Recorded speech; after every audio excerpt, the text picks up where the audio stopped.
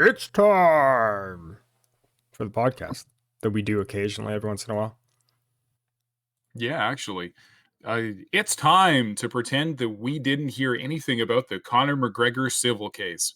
Anyways, we're here with the UCF podcast. We're recapping UFC Fight Night Macau. I'm willing to say easily best fight card of the whole, well, at least the best fight night of the whole year, and in contention with plenty of the pay-per-views.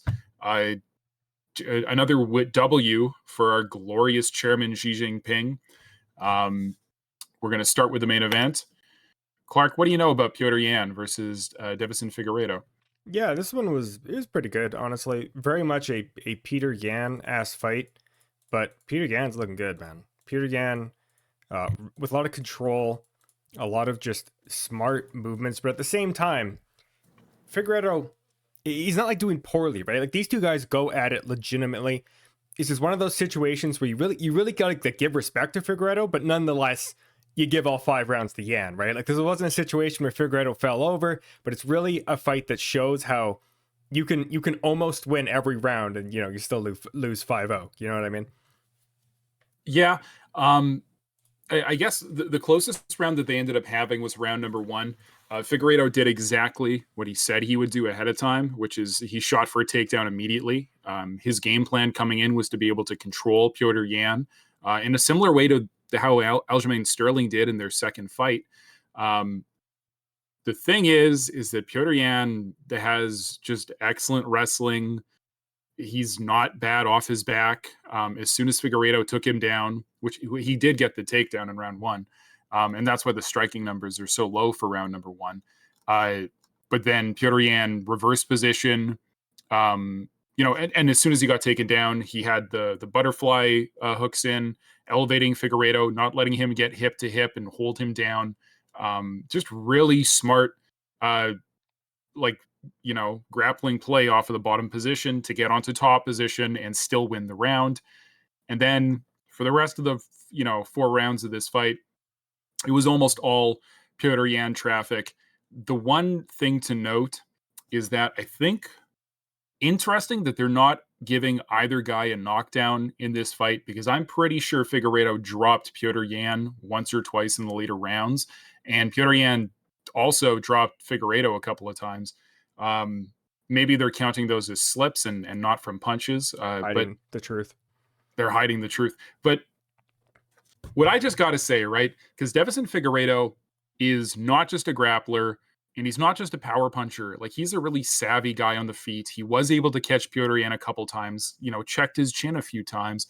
But Piotr Yan was able to do shit to Figueiredo that like Brandon Morono wasn't able to do down at flyweight, where everybody's faster. It's really impressive that this late into his UFC career, former champion Piotr Yan is still looking this good. I mean, because like you can get 62% accuracy in your striking numbers if all you're doing is punching a guy on the mat, or like if your opponent just isn't that good. But Figueiredo is that good. He's a former flyweight champion. He's been on a tear here at 135 pounds. But you know what we found out is that Piotr Yan is still just a step above just about everyone in this division. Shout out to that time that he actually did beat Sean O'Malley and the judges gave it to O'Malley. I'm still salty. I'm still sure Piotr Yan won that fight. You could do the trilogy fight between him and Aljo. They won't, because that would be boring. I don't know what more he needs to do to get into the title conversation. Everyone wants Umar Nurmagomedov to be the next title shot here at 135 pounds. And Yan still has his really effective trips. He still has his crazy boxing combinations. And actually, I should mention as well, throughout this fight, Piotr Yan used really effective kicking on top of mean boxing combinations. And the amount of uppercuts that he threw that were lifting Figueiredo's head, man. Figueiredo has one hell of a chin, because a lot of guys do not survive that fight. I've been rambling for a while here, but it was really a good fight. It's what you want to see in a UFC main event. Like I'm gonna bitch for a half second here, because this is not the norm, and this was such a good fight. These guys are high level. They're at the top of their division. It's relevant to the title picture. This is what a fight night main event should look like. Please, And it just please no don't. more. Yeah, please no more middle of the pack. Nobody's fighting for a fight night main event. Please, This Dana. is what it should be. Please, Dana. Please. No more slop. No more UFC slop. I want meat. I want cheese, Dana. Yeah, honestly, we like had some conversations about that. How like if they just had maybe like less fight nights, and then they were all just good instead of like this fight nights we have now, and it's like 50 to 65% just slop. I think we'd all be a little happier, honestly. Yeah. And, continuing this China domination, this was a great fight card for a couple of reasons, but one of the reasons is that this was in China and they want that market. So they're putting on good shows for the Chinese market. In our co-main event, this was probably one of the worst fights on the whole card. And in my notes after watching these fights, because I didn't catch these fights live, if you were up at 5 a.m. to watch these fights, props to you, dude. But I was up Friday night, so I did not make it for 5 a.m. Saturday morning.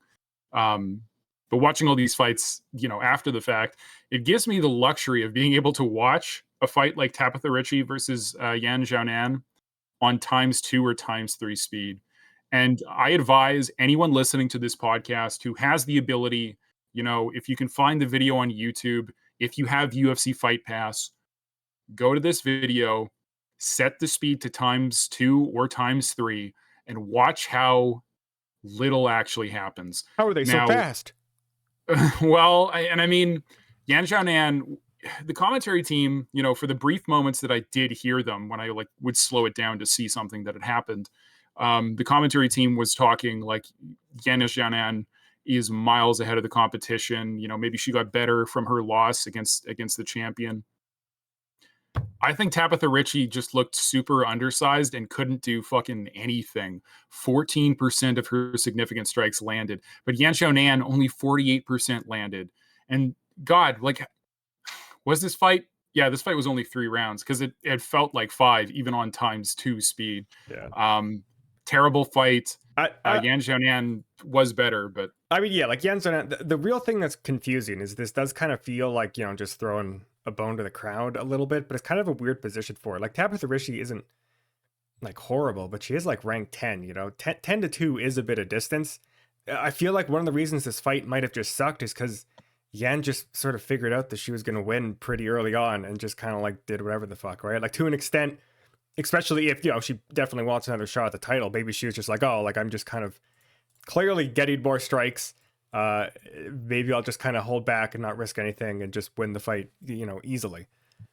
But that is a relevant. Like the thing is as well, if you're winning a fight, why would you risk it? yeah, because we're going to talk about some silly fights, right? Where it's someone, something happened, someone was winning the fight and then gets, annihilated. So Mhm. I don't know. I'm coping, No, but that is a good point. It's just again, I advise you if you have the ability to watch this fight at ×2 or ×3 speed. Look how ridiculously low the output is. Tell me that this is worth the co-main event spot. and then I and will watch it on believe 0.5 speed and attain enlightenment. Yeah, I don't know. That might be like Geneva Convention Yes, torture someone territory. hasn't achieved enlightenment. Correct. And before our co-main event that kind of sucked, Muslim Salikov, I think, is getting real close to enlightenment because if you get a spinning wheel kick knockout in, what was it, round number 1 at the age of At 40? 40, yeah, like this was honestly kind of crazy. I mean, you're talking about that last fight that they were trying to give Yan Xiaonan an easy win, and they kind of were. But that's, I think, what they were doing for Song Kenan, because Song Kenan sucks. If we just take the brief detour to his record, wow, in his last 5 fights, he has lost 3. That's tough. It's a tough spot to be in. But this is, one of the Chinese fighters on the UFC roster, so they were going to put him on the main card. He's a veteran. He's been in the UFC for a while. And they set him up against Muslim Salikov, who has also not looked good for a while because he's 40. Fair enough, right? Song Kenan, caught Muslim Salikov a couple times on the feet, but he's so slow to react. He is so slow to react. Song Kenan is one of the easiest guys to hit at 170 pounds, and Muslim Salikov is actually really good with his kicks, his technique, even if he's slow, right, and he's old and covered in mold. his technique has always been on point, and he showed it off. He landed a perfect kick, and he iced Song Kanon. It was awesome. It did look. He placed it so well too. It was just like right on the chin. It was well executed. 100%. That's all there is to say about this. Muslim Salkov continues to be the king of Kung Fu. Before that, we had, and yeah, like you were saying, It's that fight I was referencing briefly earlier. Wang Kong, the Joker, versus Gabriela Fernandez. Gabby. Sorry. Yeah, you should be.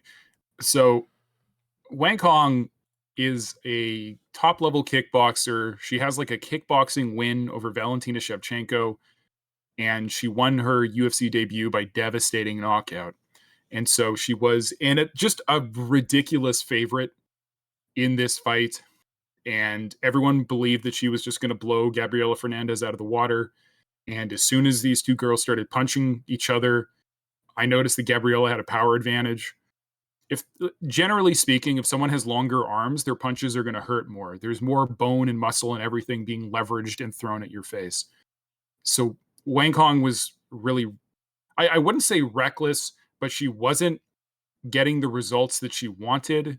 She was still doing her like arrogant sort of posturing, even while fighting, you know. And if you're going to go for this sort of Conor McGregor, I get in your face and cause you to attack so I can counterpunch you sort of game plan, you have to be perfect. It's why Conor eventually fell off, is because eventually he fell just one half step behind, and then, you know, you could catch him, you could hit him.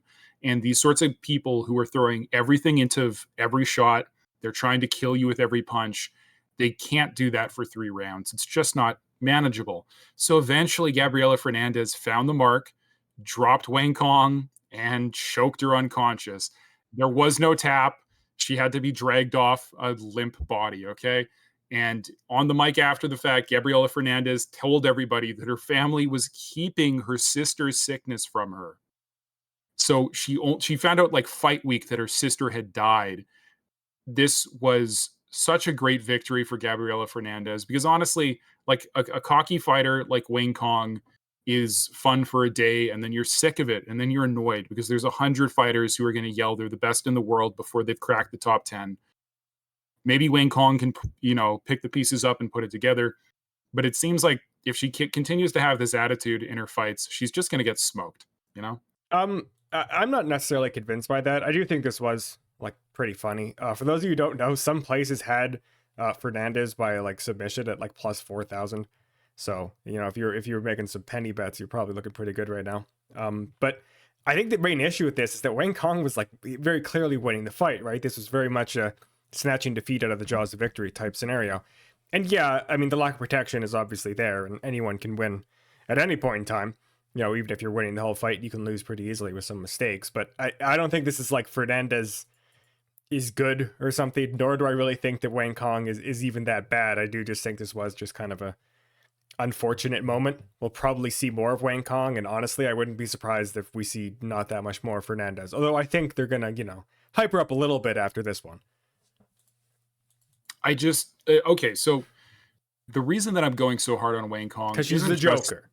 It's not just because she's the Joker, and you are right. She was winning this fight up until she lost it, very clearly. But she was not hurting her opponent. She was backing her up to the fence and hitting her, and mostly avoiding what was, you know, being returned. But just like, she's hitting 41% of her strikes. So she is not this sniper that she's claiming to be either. And as soon as her defenses fell apart for an instant, she was done. I really do believe that this is like, she either has to change her style or smarten up. Yeah, literally. It never even began. I mean, this is the classic fraud check. Well, like the textbook fraud check. I agree with the fraud check, but I don't know. I think she's definitely got a chance. Like, she isn't super cooked. She's pretty good. She's not that good, but she's pretty good. I just feel like, you know, embarrassing moment. Maybe she can turn it around. Fernandez really is not like that impressive. Otherwise, she's won once by split decision, and then this one, which again, a plus 4,000. I mean, you know, Vegas isn't always right, but usually that's a good indication that it's not going to fucking happen. So this is a pretty rare victory, I think. I mean, Part of that is because if you're picking the specific mode of victory, the odds are always like more against you than if you're just picking the winner. Well, yeah, for So sure. But I mean, like she's a striker, right? Like she's not even she doesn't do wrestling. no, she's a jiu-jitsu girl. She's Brazilian jiu-jitsu. No, is she? Why the hell didn't she do more fucking wrestling?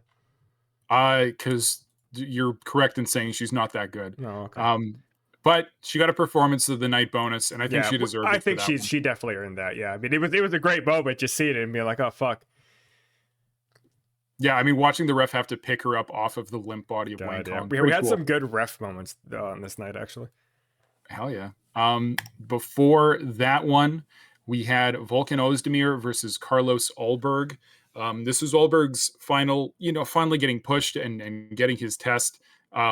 He was, I believe, earlier this year originally booked to fight Jamal Hill, and then he had to pull out of that fight. And they threw in Khalil Roundtree, and then Jamal Hill pulled out, and then Khalil Roundtree pulled out, and then Roundtree eventually got the title shot against Pereira. Very strange year at light heavyweight trying to get fights together. Carlos Ulberg finally shows up here in this fight against Ozdemir. Ozdemir being a serious step up in competition from what Ulberg has fought before, and it was razor thin close. All three judges are given the fight to Ulberg. I would agree with that. Round number one, Ozdemir, I think, had his best showing. And in rounds 2 and 3, he got away from the leg kick, which was doing him a lot of work. And he also got away from the body punches, which were helping him slow down Ulberg. If you just gut punch a dude, it's real hard for him to dance away. It's actually easier for him to get away from you when you're punching him in the face. The human body is a weird thing, but that's just how it works. If you wind up and gut punch a dude, he has to stop and face you. And that's why opening combinations up with punches to the body often opens up the head and grounds your opponent. Ozdemir got away from it as the fight went on. He got frustrated. He started headhunting, and Ulberg was just a faster, cleaner guy with the punching and the strikes. Ozdemir's corner was screaming at him for a takedown from round 2 onward. He eventually tried them in round number 3, and they didn't work by then. An impressive performance by Carlos Ulberg. He's proving that he's at the top of the light heavyweight division. I don't know that he would be a challenge for Alex Pereira.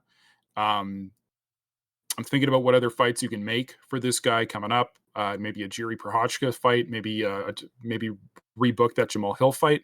But an impressive performance nonetheless. A little bit of a slower paced fight, but these guys were trying to kill each other with just about every punch. Yeah, Jamal Hill actually might be a good matchup. Ulberg, I think, I mean he's been on a bit of a tear for the past few years here. He looks pretty good. Again, I think I agree with you. I don't know how he's going to stand up to like the very tippy top, but he's definitely deserving to get into that top 10. Yeah, I'm with you on that. And before that, speaking of light heavyweights, we got another contender up there. Zhang Mingyan, the Mountain Tiger, knocks out Ozzy Diaz. Now, this isn't as impressive as I think the UFC wanted us to think it was. Ozzy Diaz was getting his UFC debut, and his most notable fight prior to that was, oh goodness, hold on, I have to check his record. You in the alley. I have to remember, yeah, because he was on Dana White's Contender Series and he fought Joe Pyfer and got knocked out.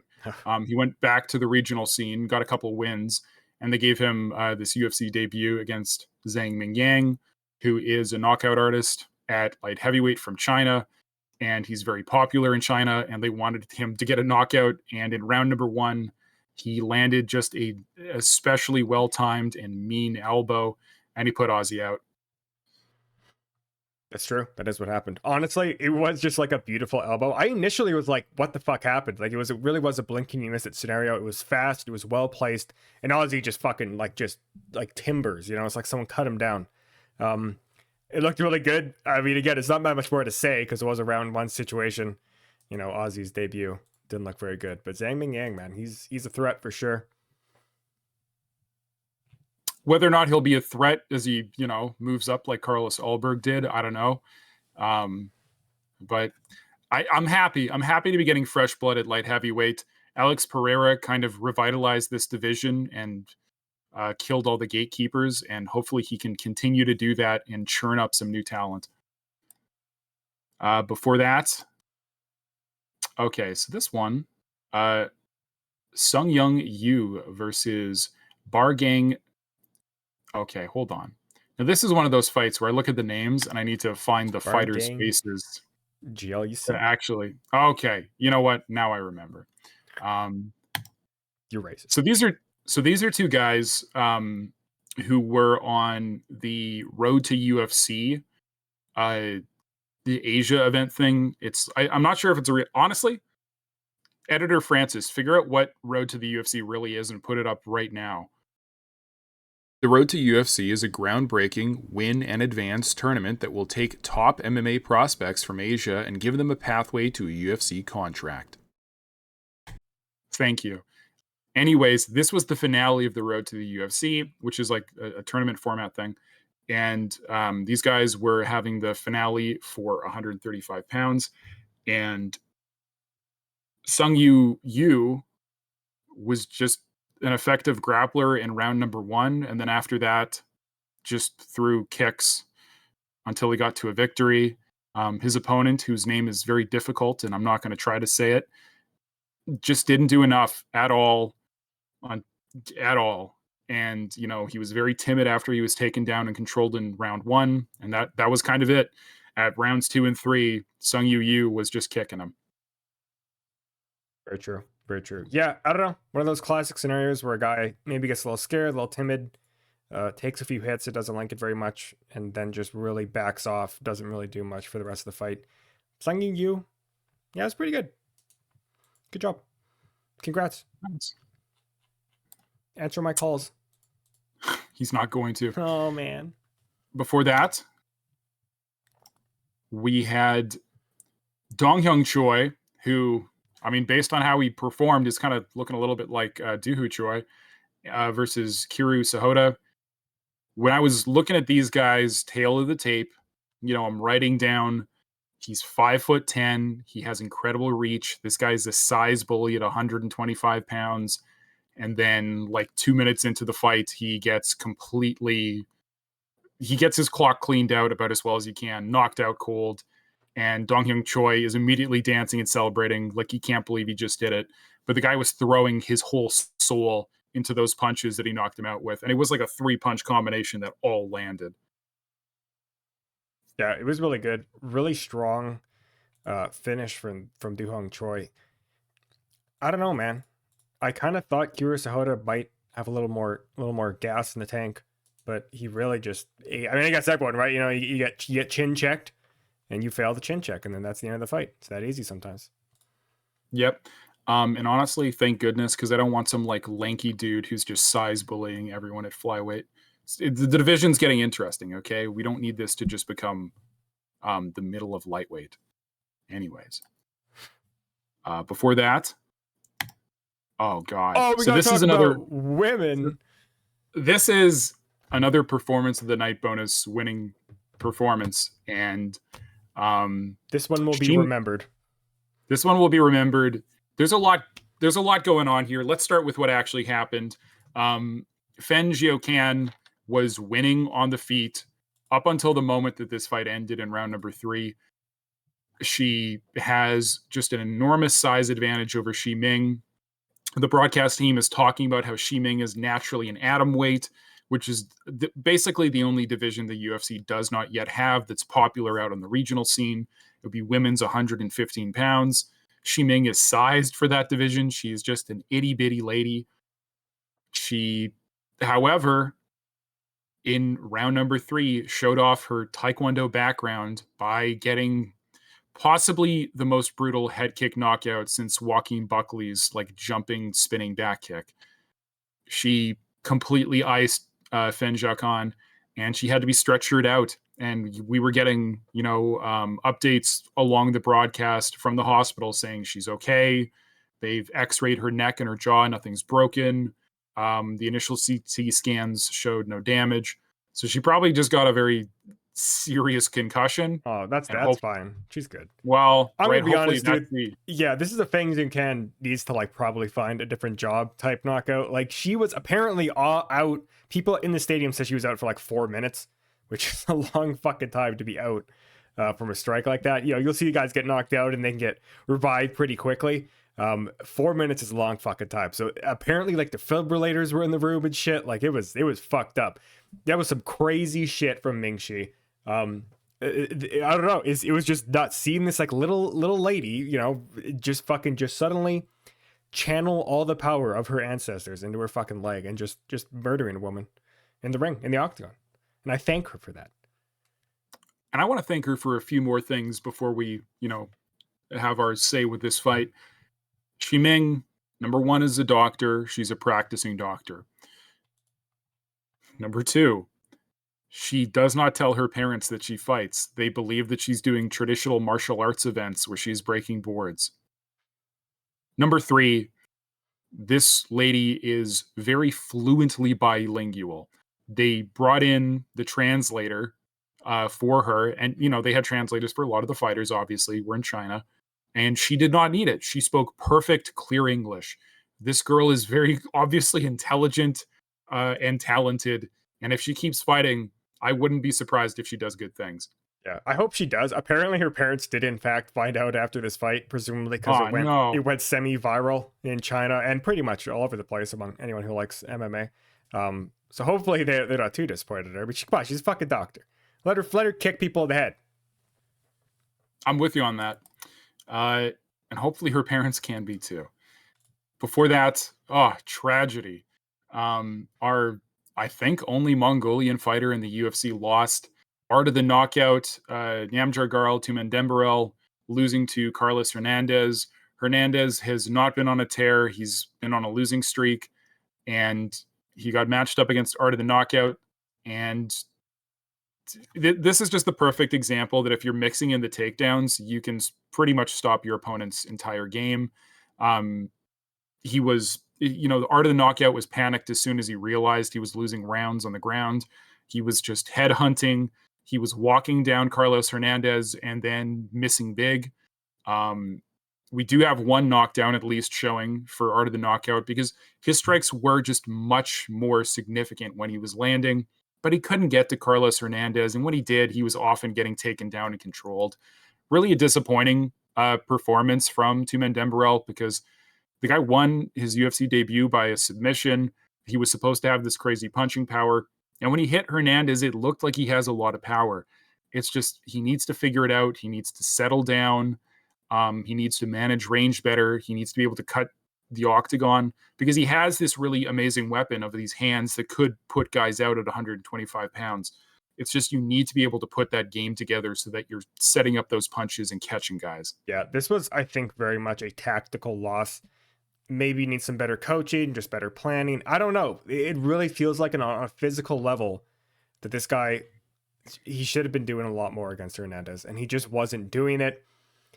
I honestly do. I really agree with you in like the panic sense, where maybe in particular after round two, where he like very clearly is not really winning the round, that maybe he kind of freaked out a little bit. Maybe that threw him off his game or something. The natural things that could happen, right? You're in front of a big crowd and all that shit, right? It's stressful situation to be there, but like, oh shit, I'm losing, like, or I just lost that round, like fuck. But you really have to, remain calm, remain focused, keep on the game plan. But at the same time, I really do feel like this was a situation where maybe a little more game plan should have happened before he even stepped in the octagon. He is pretty young. I think he's got time to kind of work on these issues, and hopefully he does, because I agree with you. He's got some physicality that I would love to see put into people's jaws more often. Yep, and he's, carrying on this UFC tradition of bringing out your ancestral headgear to the octagon, wearing the Genghis Khan war helmet to the octagon. Kind of cool. And then dishonoring him. Ugh, hopefully not next time. Before that, so this fight was interesting because Loner Kavanaugh, hold on, I actually wrote down how you say this. Loner? Lone ear? I don't know. Lone ear? No, I think it's actually just Lonnie. I think that's how they were saying it. Maybe, yeah. Yeah, Lonnie Kavanaugh. So Lonnie Kavanaugh had a viral knockout win. I believe it was a left hook on Dana White's Contender Series. The guy doesn't have a long fight career yet, but he has been a serious prospect in the UK MMA scene. And so a lot of people were paying attention to this UFC debut. Pardon me for a second here. I got a burp. Cut that. Anyways, Cut that shit. it's staying in. No. No. So one of his coaches, and one of the reasons why this guy is probably so good is former UFC fighter Brad Pickett, who has like a very fair and square win over former GOAT Mighty Mouse Johnson. Brad Pickett is an excellent wrestler and a pretty good boxer. And Lonnie Kavanaugh has some incredible speed and power, along with really intelligent boxing combinations and counters, and really good wrestling when he actually goes to it. The other thing that was really impressive were his kicks were so incredibly fast and very punishing, and obviously keeping him in a fight against Jose Ochoa, who was just way bigger than Kavanaugh. Huge reach advantage, huge height advantage, and would not go away. Now, in the actual fight, it was very close. Both guys landed, both guys were clearly getting to each other. This was a much higher level fight than you would have expected for this far down on the undercard. Kavanaugh gets the win. It is a very close fight, but unanimous decision. Ochoa did not look bad, and if he gets a few more fights here at flyweight, I wouldn't be surprised if he starts picking up wins, because nothing that Lonnie threw hurt him, and Lonnie's knocking guys out in the regional scene, and Ochoa did not stop going forward at all unless he was specifically being like bashed in the face or body. Impressive performance from both guys. Kavanaugh looks to be the better of the two prospects, but going forward, both of these guys could be rematching much closer to UFC title. Yeah. These are two young guys, a lot of time to develop. And for being as young as they are, they looked really good. This was a pretty enjoyable fight early on in the card. And I don't know. It's kind of like, oh, I hope everyone had fun type situation, because they both debuted here. I do think Kavanaugh looked better in general, but Ochoa, he's a little younger. He's got a little more time. I think these are guys you're going to see again. And who knows, maybe some rematch in the future. Is Lonnie Kavanaugh going to be the prospect that people hope him to be? Yes. We just don't know yet. Put all your money on it. Put your house on it. Refinance the mortgage of your house and put all your money on it now. Well, you heard it here first. Before that, we had Zhao Long versus Quang Bang Lee. This fight was really weird to me for a couple of reasons. If you create your hypothetical UFC fighter stats, I feel like Quang Lee did have better punching power, but his stamina and chin were worse than Zhao Long. So as the fight went longer, Long started to win just much more definitively. I will say it's cringe if you just endlessly point at the mat every time you hit your opponent. So probably walk that back and chill out a bit. The guy was super intense during the fight, super intense in the post-fight interview. He did win by a round 3 knockout, so obviously that's going to hype you up, but the guy was just incensed the whole time. Quang Lee did not look bad, but like I was saying, just as he started to get hit, as the punishment was doled out, he wore it much worse than Long did. And, it led to the knockout when he just slowed down too much and he started getting tagged for real. Yeah, you need stamina. You need that ability to take some hits. Like at the end of the day, you're probably going to have a fight that goes all 3 rounds. And, and if you're dreaming big, you're going to have one that's 5 rounds. You really got to be able to go for 3 rounds of like intense fighting action. I don't know what you do to train your chin to be stronger, but I mean, he did take a good amount of punches before getting tagged. So maybe it's not quite as bad, but that stamina thing, you could really tell by round 3 that it was a battle of attrition a little bit. And Quang Lee was losing it in the long term. Came out pretty good initially, and then just a slow down. Unfortunately, sometimes that gets you knocked out. Yeah, it's true. The other thing is that if you're just avoiding what your opponent is throwing instead of wading into a firefight that you're losing, that can be an idea as well. What a thought.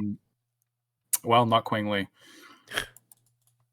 And our first fight of the evening, and this is really just speaking to the quality of this whole card. Like top to bottom, it was pretty freaking good. Mahashate versus Nicholas Mota.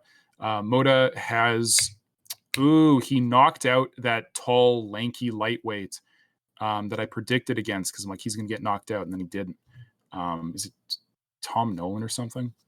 I don't know. Uh, Let's check it. I, Let's I check it think it quick. is Nolan. Yeah, Tom Nolan. Yeah, Mudda knocked out Tom Nolan in January of this year. Remember Yep, January? I do. I so going into this, I figured Moto was probably going to have the power advantage. He did. The guy's like a little tank with the way he's hitting guys. Mahashate was with it the whole way, you know. Um, but every single time these guys exchanged for real and landed for real, Moda got the better of it. Mahashate was cleaner at distance. He was doing better, but Moda just had to wait in, take one punch that he could take, and land one of his own. And suddenly the fight was in his favor. Um, if you do have an opponent that has a power advantage over you, you have to be doing something different. You have to be stifling him, whether like, and there's a lot of things you can do. You know, this is the very first fight of the evening. The last fight we're gonna talk about, so I'm gonna wax poetical a little bit here. But if your opponent has a power advantage, there's a lot of things you can do to try to mitigate that. And the easiest one is tie him up and force him to fight for underhooks with you. And that's lame and kind of like a stalling tactic, but it wears out his arms. Option number two is to actually legitimately try to take him down and force him to wrestle, which will cause him to use his arms and shoulders, which will make them tire out and it'll take some of the snap off of his punches. Option number three, target the weapon. Kick his arm because you can break an arm with your shin. And if you don't break it, you could make his arm swell up. And guess what? Harder to punch now. And this is all without looking at what is his favorite punch? How do we avoid it? How do we counter it? There's a lot of things that you can do with a guy who's going to come forward and throw overhands at you. And simpler than everything I've described is throwing a straight punch when he throws a looping hook because it will get to the target faster. And a guy coming at you with momentum is going to take a punch harder. It's how Stipe knocked out Verdum all those years ago, going backwards. It just requires you maybe you, the fighter, can't make those decisions on the fly. Not everybody has insane fight IQ to make those adjustments in the middle of a fight. Maybe that's more on the coaching staff, but so often you see a fighter go in there, things aren't going his way. He can't implement his normal game plan. He goes to the corner and they're just like, deep breaths, deep breaths. Okay, you lost that round. We need something better next round. That's not enough, right? Like, even going back to a couple weekends ago in Michael Chandler versus Charles Oliveira, Chandler going to his corner after round 3 or 4 and saying, give me combinations. What do I throw? You and I have a little bit of martial arts experience, and that is what we expected from our corner when we would go back. If we were losing a fight, we wanted them to give us combinations, moves, or here's what you do when he throws that. Yeah. If you're not getting that from your coaching staff, dude, they're trainers, they're not coaches. Why are you paying them?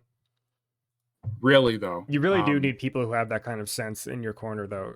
Like the ability to adjust in the middle of a fight, you know, it's largely on the fighter. But if you don't have a guy who can sit in there and be like, oh, what he, you know, does that, do this, or, you know, you're faster with this, or so you should like try to counter with it, or like anything, I don't know, just fucking anything at all.